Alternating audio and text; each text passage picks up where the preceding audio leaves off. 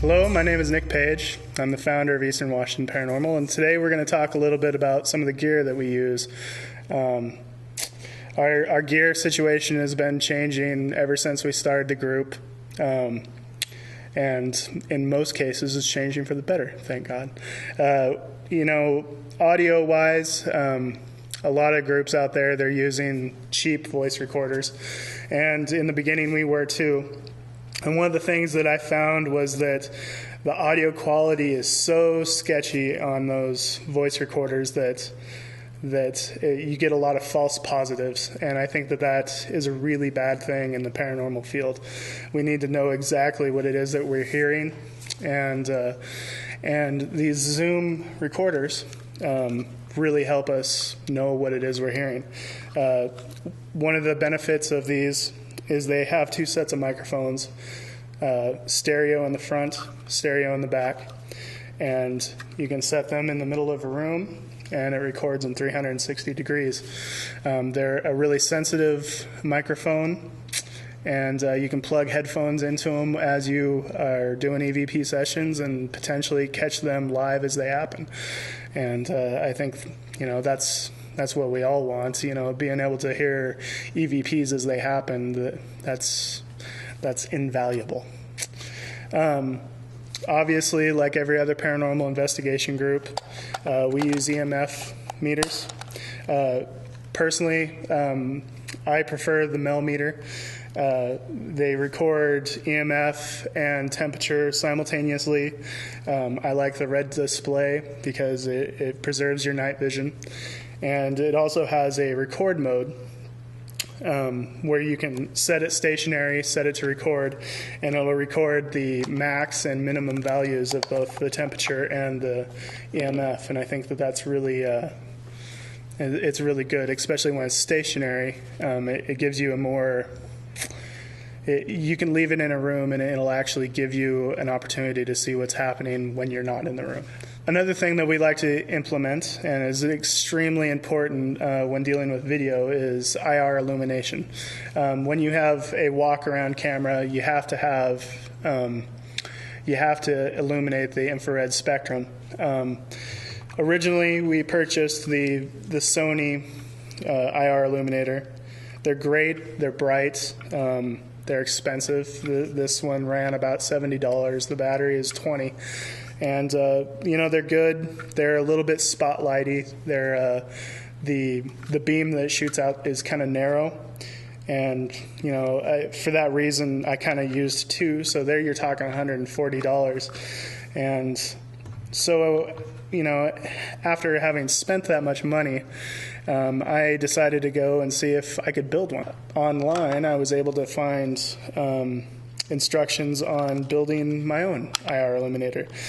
And what's great about this is I have about $12 wrapped up into this bad boy right here, and it actually works better than this one. It doesn't shoot the infrared quite as far, but it's a more spread out beam, and it works great.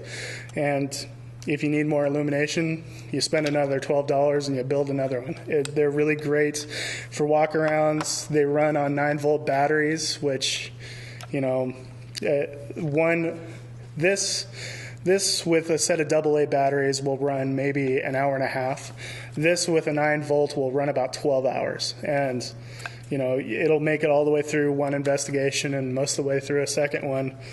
I can't speak highly enough about these for your walk-arounds. Something that we've recently upgraded to is a DVR system. This guy right here is one of our infrared cameras. When getting a DVR camera, one of the things that you need to keep in mind is that a lot of times you're dealing with really small rooms, and a normal camera has such a narrow field of vision that it really doesn't pick up much of the room. So when getting an IR camera, we went with the wide angle lens, and it picks up, I believe it's 89 degrees of field of view, and it's great for picking up small rooms. It's got lots of built-in illumination, and what's nice is we can start our DVR system and everything's simultaneously started all at the same time. Before, when we were using mini DVs, we would have to have somebody at each camera and then start them all simultaneously through using radios. Radios are a must, obviously. We use the Motorola Walkabouts. They're a good radio, and we went with yellow so we don't lose them. Another thing we like to implement is motion detectors. This guy right here was $19 at Home Depot. You can set it up in a location, set it to chime, and anytime anything walks by it, it'll set it off and let you know that something's going on in there. Most times it's a mouse, but you never know. One of the newest things that we've implemented is the geophone. We actually built this guy right here, or at least one of our EWPS members did. And what it does is it senses vibration. If I just, is it going off? If I just tap the table or even walk around on the floor, it's going to pick up that vibration. It's really good for validating sounds of footsteps or vibrating beds. Anytime your clients or you have experienced things like that, this is a great way for us to validate it with our geophones. Again, that's something we built.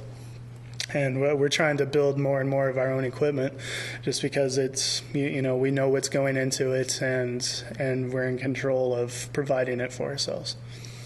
Another more trendy toy that we have right now is the laser. It actually sends out a grid laser beam. I don't know if you can see that. Can you see that? Isn't that cool? Anyways, it sends out a grid, and when you have claims of black masses or shadows or mists, when you're investigating in the dark, you're going to miss some of that. But these laser grids, it offers us an opportunity to actually, if there is a mist, if there is something solid going through the room, we're actually going to be able to detect that with our laser grid. It's going to alter the grid, and a lot of groups are using it, and we're going to start implementing that ASAP. Another thing we do a lot of at our investigations is take still pictures. And to do that, we implement several Fujis in our investigations. When choosing a camera, I really like to try to find something that takes long exposures. That way you can see subtle movements in the room. I think that there's too many artifacts that come from flash. There's too many paranormal groups out there claiming dust and moisture as evidence, and EWP doesn't do that. And so we're trying to eliminate the flash portion of our still picture taking.